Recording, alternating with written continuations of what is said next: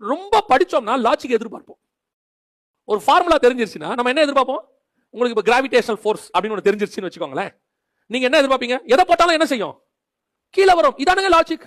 தண்ணி வந்து light weight, அதுல சிலதுதான் மிதக்கும், எதுவும் மிதக்காது. இது வந்து பிசிக்ஸ், இது சயின்ஸ். நம்ம சொல்றோம்ல, கத்தர் சொல்வாரு, ஏன் சின்னடா தண்ணி மேல ஏங்க சயின்ஸ் படி உள்ள போயிருமே. நீ உன்னை அனுப்புகிறது நான்.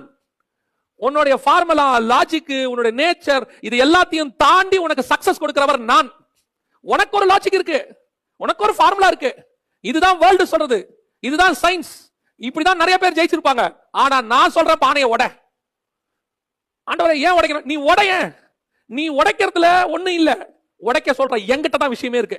இந்த தாட் உங்களுக்கு வந்துருச்சுன்னா கர்த்தர் எதை சொன்னாலும் நீங்கள் செய்வீர்கள்.